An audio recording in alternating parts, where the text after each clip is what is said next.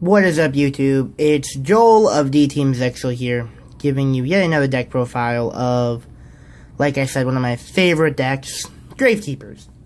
Now, this deck is a very weird, it's never really been a relevant deck, but if you run it correctly, it can be very potent.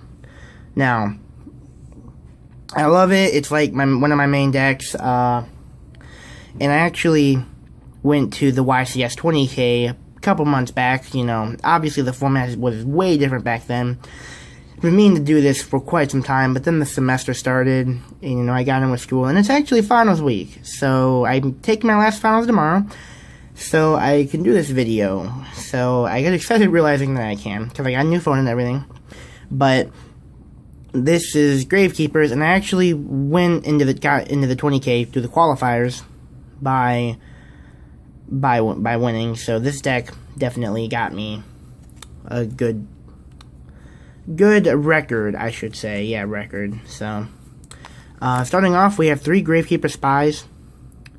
Gravekeeper Spy is, like I said before, the heart and soul of the deck. It searches out everything you need, and unlike my last build where you wanted to draw first turn, you need to draw this first turn, and you'll see why.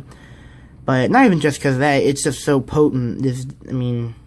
No one wants to attack into a spy, so they either attack into it in a 2500 beater, well, 2500, you know, with Necro Valley, or they won't attack and you'll be able to flip it next turn, which is great.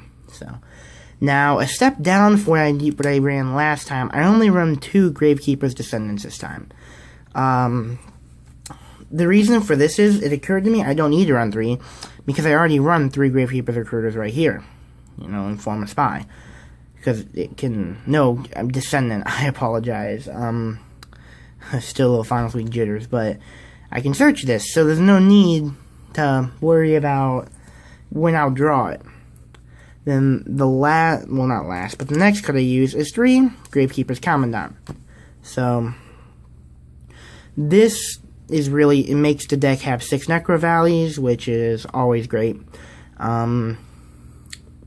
More so than that, though, it's a 2100 beater with Necro Valley, and there's some cool combos you can do with Commandant, Descendant, and Spy, as well as Recruiter, which is another important part of the deck, where you can go Spy, flip, special summon either Recruiter or Descendant, and then normal summon from your hand either Recruiter or Descendant, the opposite of the one you special summon from Spy, and then pop either Recruiter or Descendant we'll pop Recruiter with Descendant, search out Commandant, and then get Necro Valley. So you have a little pretty nice field set up for you. So that's just a nice little thing you can do. And then 1 Shaman, and Shaman for the 20K qualifiers was the MVP of the deck. I always brought it out. I sided another one, and my side was a little janky, but I sided another one, and it always won me games against Hat, because Hat players are cocky, and Hat players don't realize that this card stops everything they do. The Murmelios, you know, the Ice Hands, Fire Hands. If you have Key Beetle lock with Shaman, there is nothing they can do than Inner Scoop phase. And that's saying something, because Gravekeepers aren't on the radar, and people don't think that they're a threat. That's it for the Gravekeepers in the deck. It's not it for the monsters, but it's it for Gravekeepers. So going on, I use a 3-card Malefic Engine. Sorry, I'm getting over a cold. I use 2 Malefic Cyber End and 1 Stardust. The reason I use both of these have their unique reasons. I used to run 3 Malefic Stardust until I realized that was a really bad idea. Just saying, like, Malefic Stardust protects your field spell, but to what degree? Like, that's my problem. It protects your field spell. It's 2500 beater, but it's about it. The MVP, Malefic Cyber and Dragon over here, 4000 attack. It's pretty crazy. I'm actually testing some skill drain variants with this. I know, skill drain Gravekeepers, what? But it's been working so far, and they're really nice. So, but that's it for that. And now the last 2 monsters I believe we use are 2 Ice Hand and 2 Fire Hand. Now, you don't hear anything from these cards anymore. These cards used to be the cards that everybody used, and I believe somebody topped a YCS or ARG with a Gravekeeper Ice Hand, with a Gravekeeper Hands deck. And these cards are really nice, but they're not, like, game winners, in my opinion. They just slow your opponent down.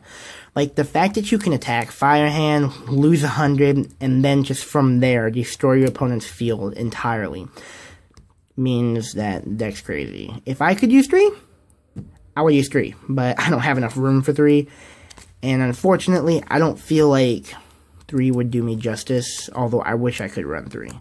So, but that's it. Oh, zooming problem. That's it for the monsters. Moving on to the... Oops, dropped a card.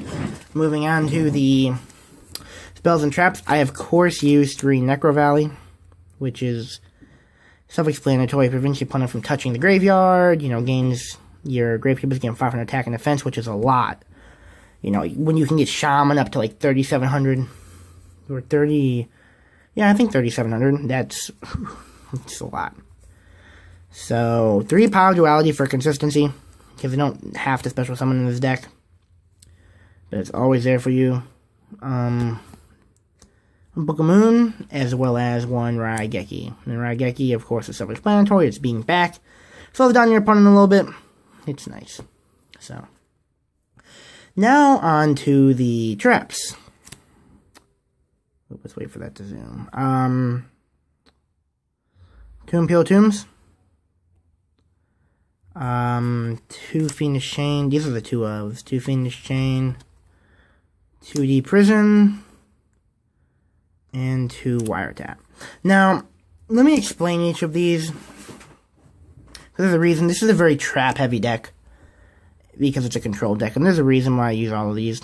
The Imperial Tombs are really just there to stop your opponent even more. Like, if your opponent gets hit with this, I like being able to tell my opponent no to most of the stuff they do, and this card allows me to do that, so props to it.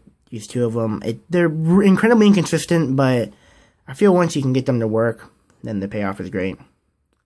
Fiendish Chain, you know, kind of self-explanatory. You want to stop your opponent's effects when possible. 2D Prison, you just want to stop their attacks, and Wiretap, because you want your OTKs to go off. You don't want your opponent's OTKs to go off. Wiretap helps make sure that both of those things do not happen. So, now for the 1-ofs, Mirror Force, Compulse. I actually traded, like, a common card for this, and it's like, it's not that much, but it's a DT Compulse, so, thank you, ARG. Don't Tribute, Breakthrough Skill, Solemn, and Bottomless. All these are self-explanatory except for the Breakthrough Skill. I used the Breakthrough Skill because of the theory with Shaddolls, how they can stop them, and that type of thing. So, that's it for my deck. The deck is, of course, 40 cards, and it's really fun. So, on to the extra, we use... Let's see. So, of course, 15 card extra deck. 1 Exiton, because you want to be able to stop your opponent. 1 Nightmare, because when you get it off with Soul Charge, it feels really awesome. 1 Key Beetle for a Shaman lock you can do, which is really fun. 1 Castel to get rid of problem monsters. 1 Maestroke for stall if need be. 1 Black Chip to get rid of all those Zen mains and random other crap that you don't want to deal with. 1 Ragnar Zero for other really random stuff. Again, Popple Operative for situational. Utopia for that one time you might need it. 2 Cowboy, which I'll get to. And then 1 Thanatos. So, everything's really self-explanatory in this deck, except for, I guess, the 2 Cowboy needs some explanation. You know, I was playing a hero deck a while ago that when I was going to win, but I had Heretic on the field, which I don't use anymore, but I had Heretic and Necro Valley, and he couldn't use Super Poly.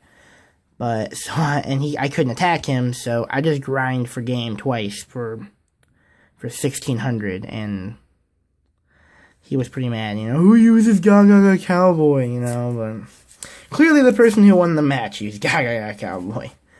And then for the 3 non-XCs, I use the Cyber Dragon and the Stardust Dragon that you need for the Malefics.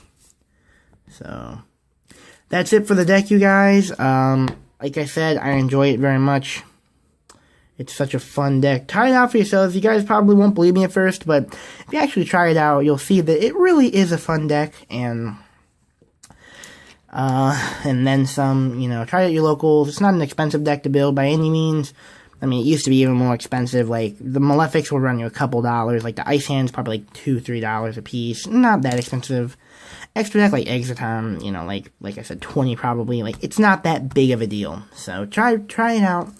Let me know in the comments what you think of it, what I should add, if I should add anything. But I feel like it's pretty good. I'm testing out some other types of builds, you know. But don't forget to comment, rate, and subscribe if you guys like this video. I'll probably be posting more in the future now that the semester's over, now I have a new phone. You know, I have some other decks I want to try out. I have some other decks I have built. Unfortunately, they're a little old compared to the new stuff like Cleaves and stuff. You know, I have like Evil Swarms if you guys want it, but I imagine you guys have seen quite a bit of Evil Swarms. But, you know, other different stuff like that. Just, if you comment, if you subscribe and show me that you like it, then I'll probably be more inclined to do new videos. So, but thank you guys, and peace out.